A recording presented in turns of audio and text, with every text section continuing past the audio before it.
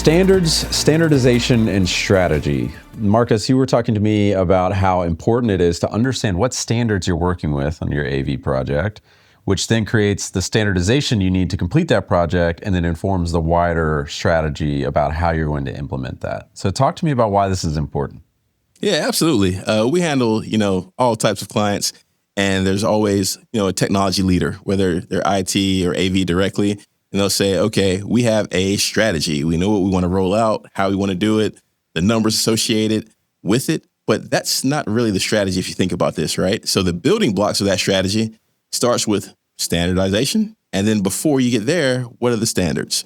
And so when I say standards in AV and technology, things we're thinking about, am I doing open standards? So just for audio, for all the tech people out there, are we doing AES 67? Are we doing Dante? What do we want that mechanism to be if we're doing digital audio and we're transporting it?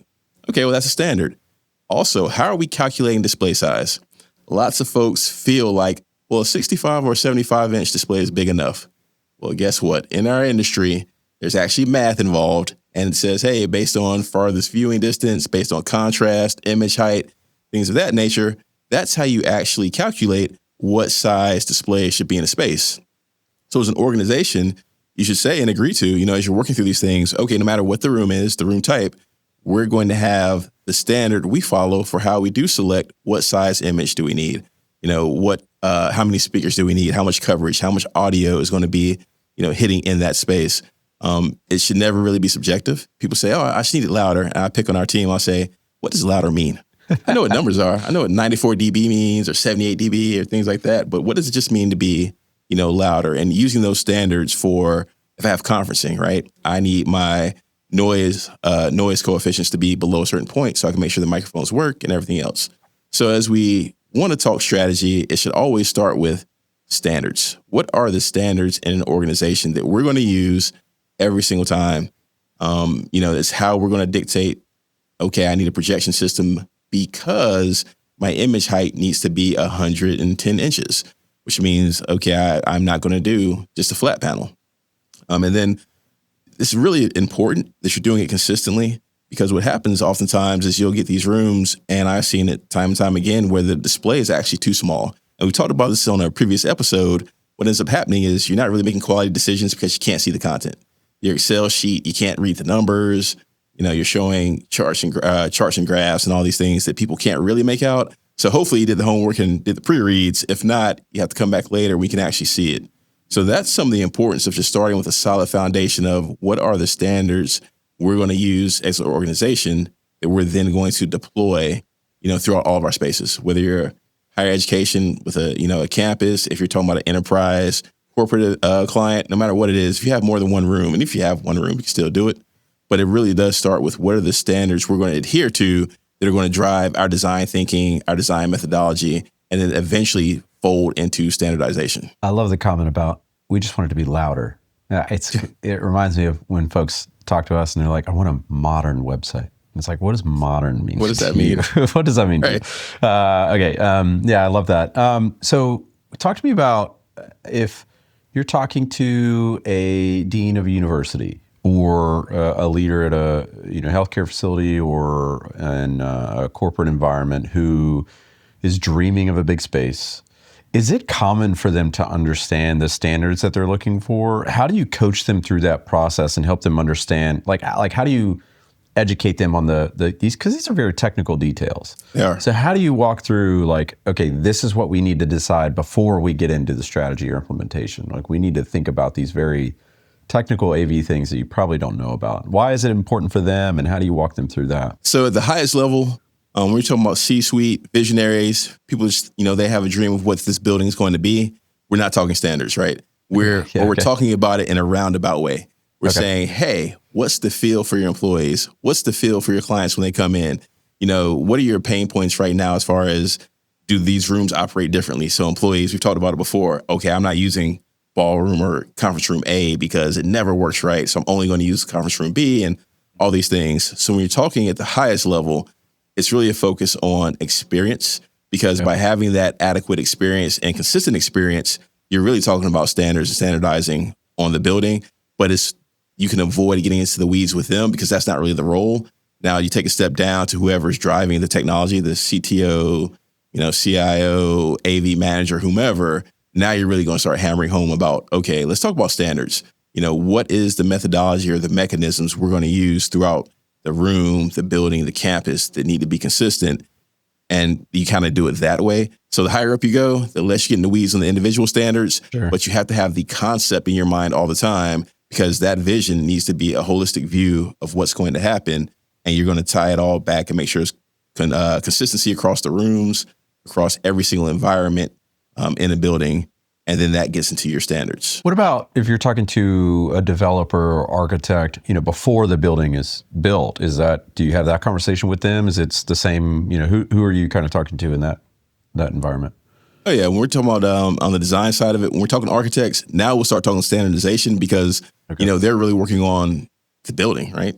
Yeah. Big picture, how does it look? A lot of aesthetics. So we're not going to put 65-inch displays in one room and 85-inch in another room if we can help it, right?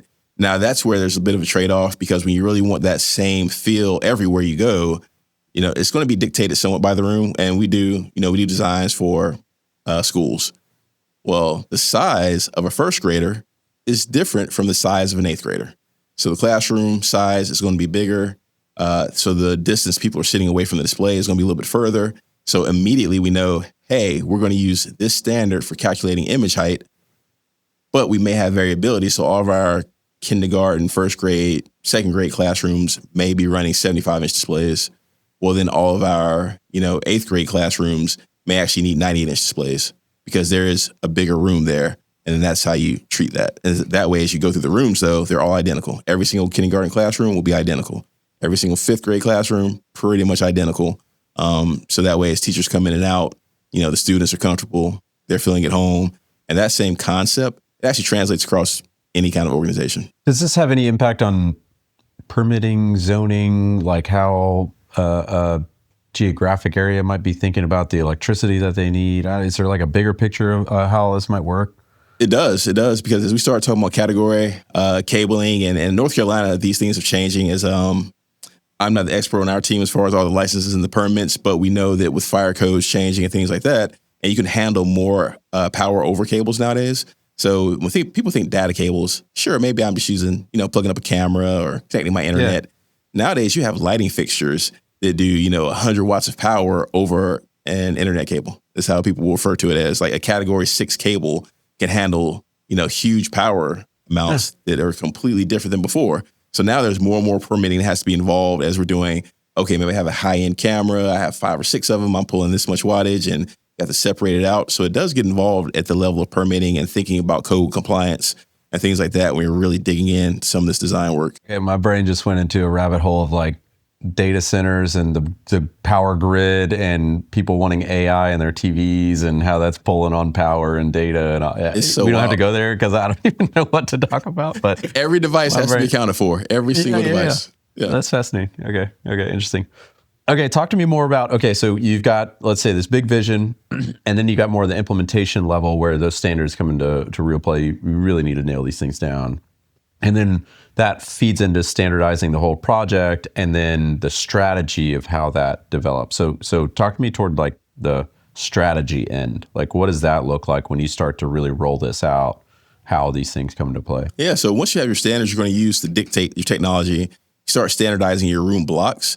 Now we start to say, okay, when we talk strategy to me, after you've done the background work, starts talking more into how do we roll this out?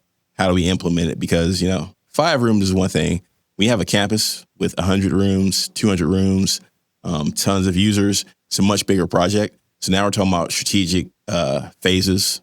So you say, okay, we do 50 per year because, money matters. There's a budget to these things, but that's also part of the strategy. If we say, hey, we're going to allot this much funding, we're going to roll these rooms over every 5 years. So essentially every 5 years, you're rolling over blocks of rooms, right? And that also allows you to start discussing technology changes because nothing is forever.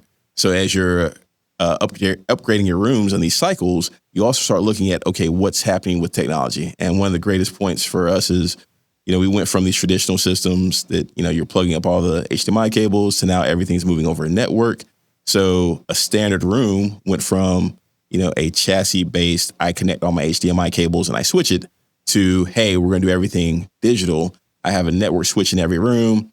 Everything is doing a transmitter or receiver that's going over some standard to get my signal back and forth. So now we just change the entire standardization of this block of rooms, in one refresh cycle potentially. So going from wired HDMI connections into a switcher to, hey, we're doing AV over IP and we're transporting everything over the network now, which is a modern way of moving it.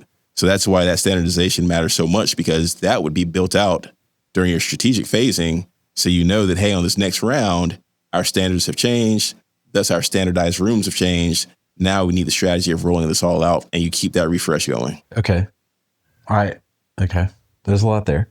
How does this impact your team, so your business, the way that you guys think about how to create the standards that you think are, let's say, best in class, and you kind of have like this default protocol, like this is, if we get a new project, we would recommend this, but of course every client is different, every project is different, but then you standardize the way that you do things, and then you've got a particular strategy that you think is kind of, let's say, like a kind of default template, if you will, that then of course needs to be customized. But like, walk me through that journey. Like, how do you guys think of your own standards and standardization and strategy for your business as it relates to your clients?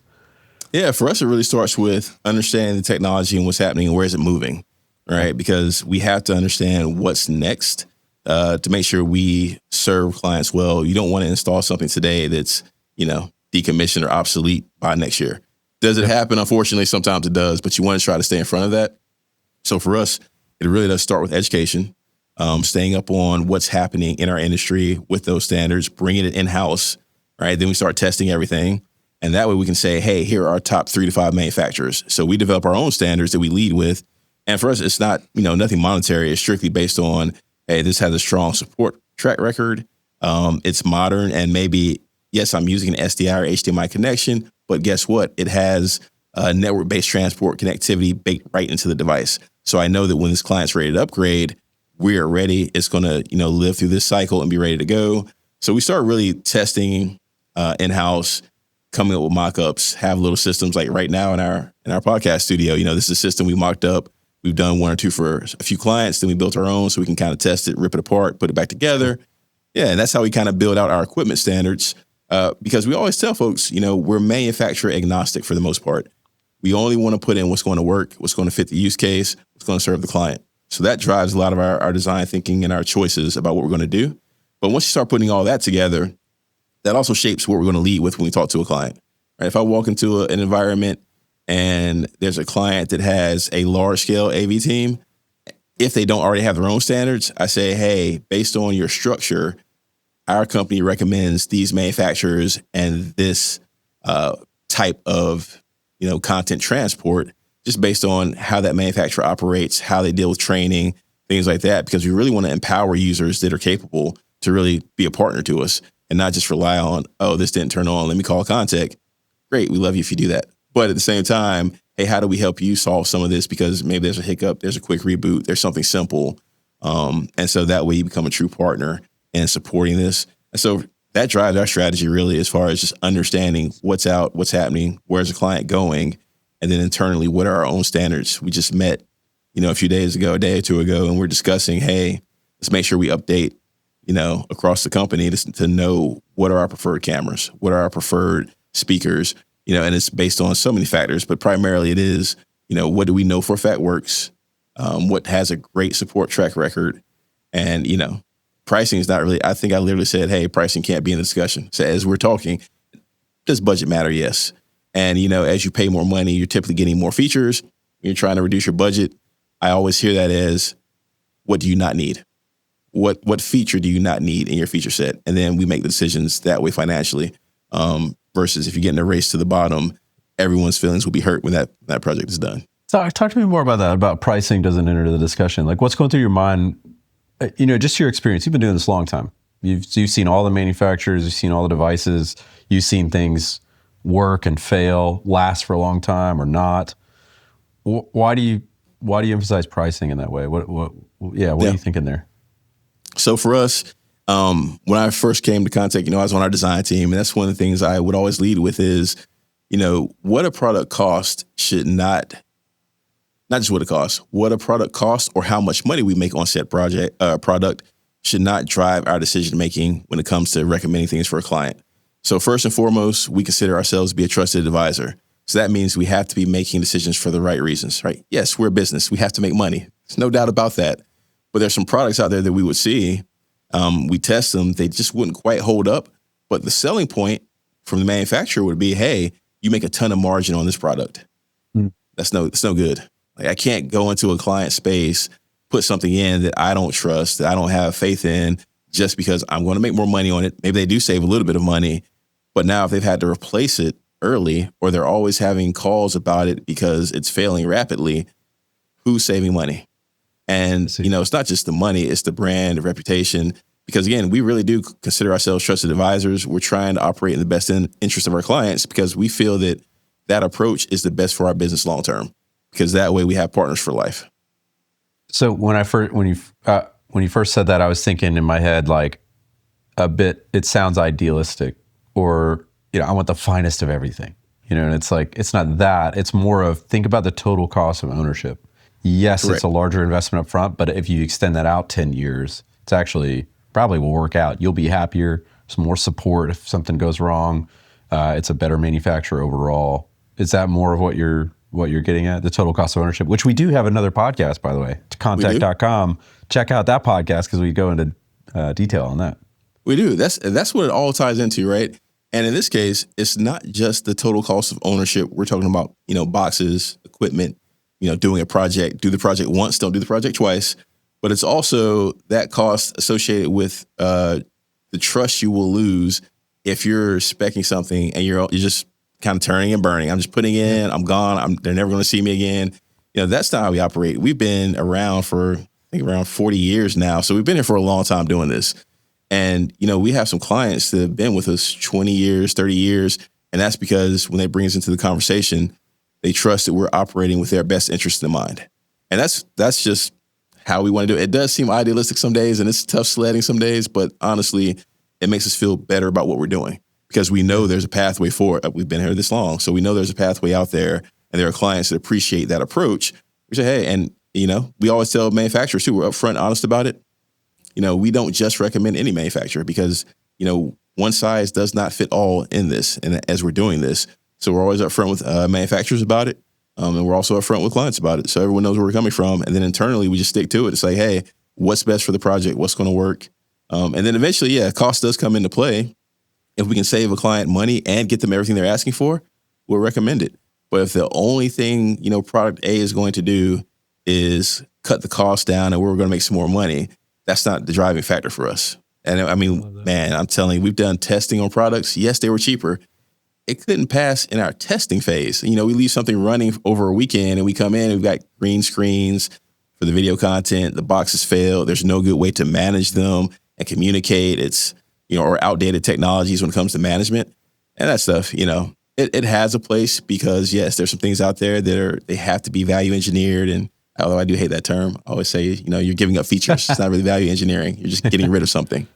But we know it exists. But again, for who we operate with and what our goal is as a company, we just want to make sure that, when we put our name on something, or if we recommend it, we have to be sure that it's good. So again, total cost of ownership for the actual dollars you pay for the equipment and doing the work. There's also that, total cost associated with your reputation. Yep. Yeah, I love that. That's the best place to be. It's a win-win for everybody. And you can go home and sleep at night and your clients can go home and sleep at night and know everything's going to be handled. I like that. Absolutely.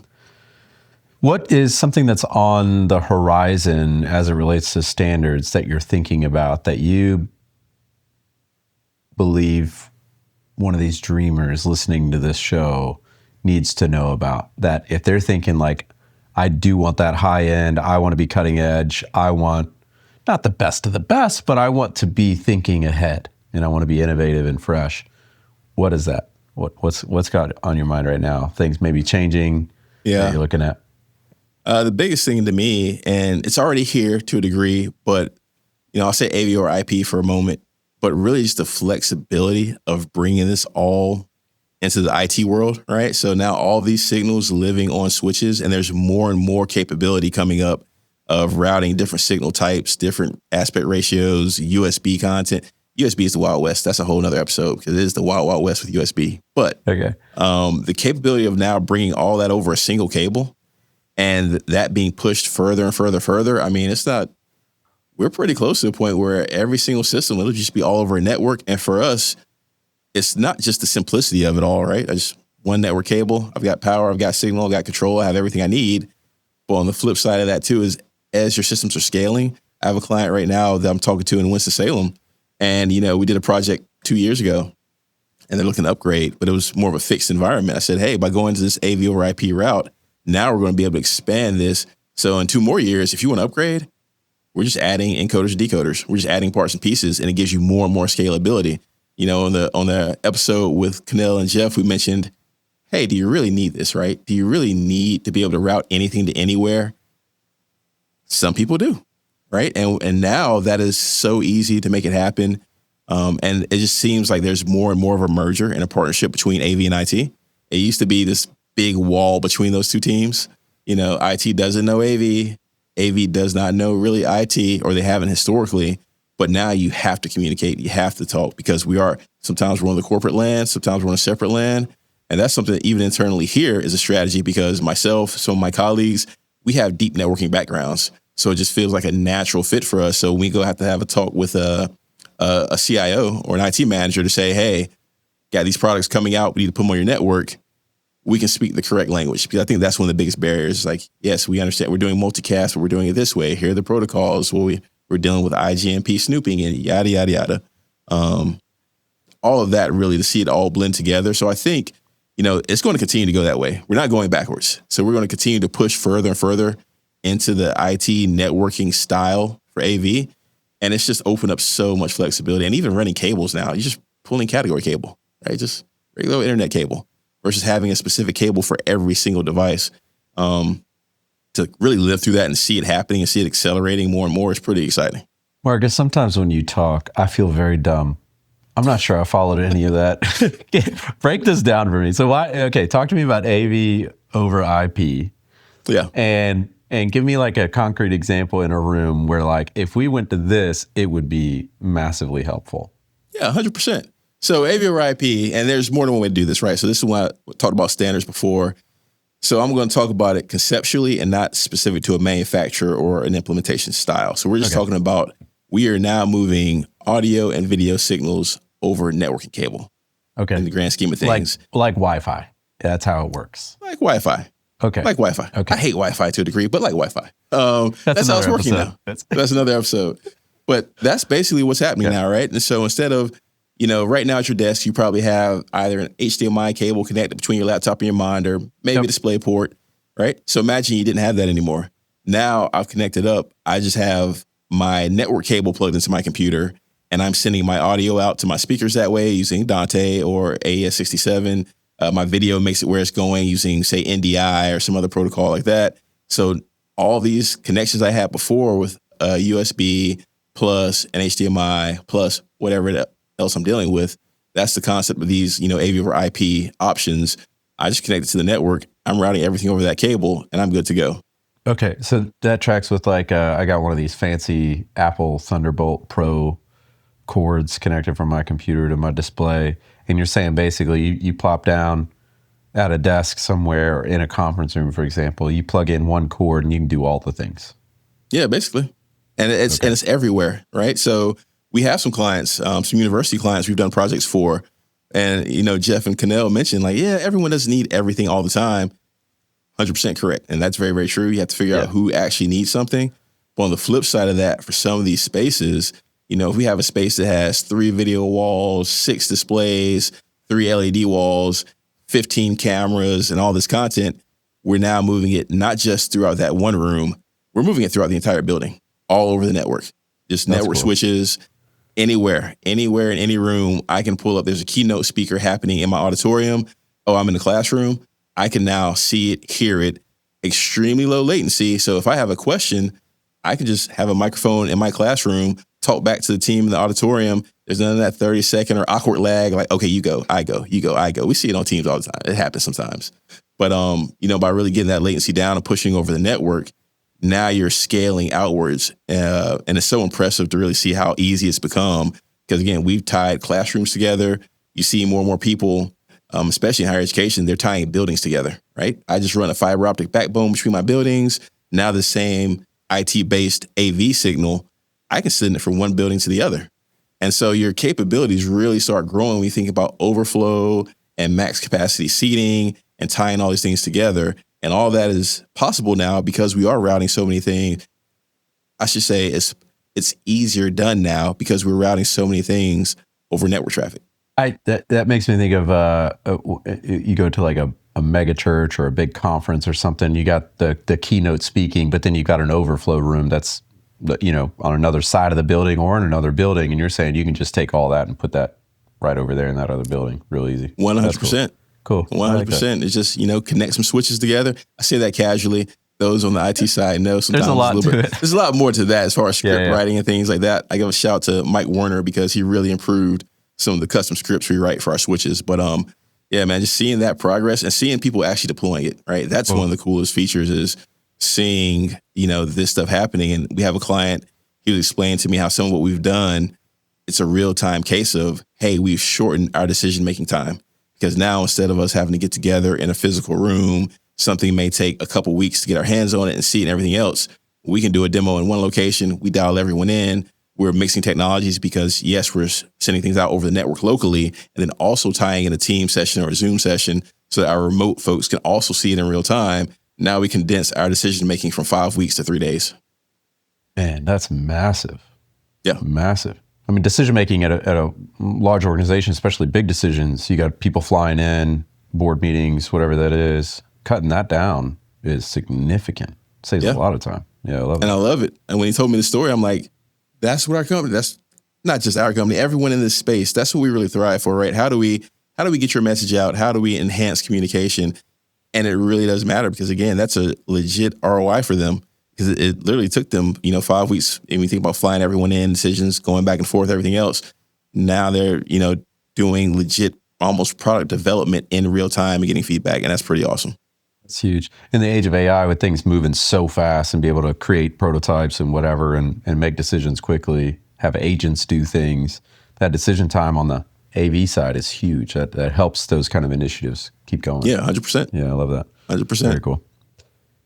Okay, well, last question for you. Is there anything else that when you're thinking about, a dreamer listening to the show, got a vision they're putting forward, thinking about standards or standardization and how that rolls into strategy, is there anything else that you find really valuable that they should know? I always think the most important thing is dream big early, right? Never go into a session or a meeting thinking about what can't be done. Let's just talk through it, right? Because sometimes what'll happen, and it happens to everyone, it happens to us, we'll get in the middle of a project and then someone asks the question, well, is it possible to do this? Yeah, it's absolutely possible. It would have been easier to know at the beginning of the project. Yeah. So now we have to rework a few things, but yeah, it's 100% possible. And the look on some folks' faces when they hear that, oh, I didn't think that was possible, so I didn't even bring it up. Yes, there's very few things that are just legitimately not possible at this day and age, And even if it's not possible, we'll figure it out. Let's put our brain power together and figure out, okay, how do you make this happen? That's right. That's right. When you have a great team and you've got a realistic budget with a team that helps you understand what that is, there's a lot of things that can happen. Yeah. I love it. I love it. So open-minded, be open-minded, dream big. Love it. Well, if you are looking for more resources on this, we've got a ton of other episodes, articles, videos, all on our website, contact.com. Please get in touch with the team, especially Marques. He can help you out. And we'll see you next time on the next show.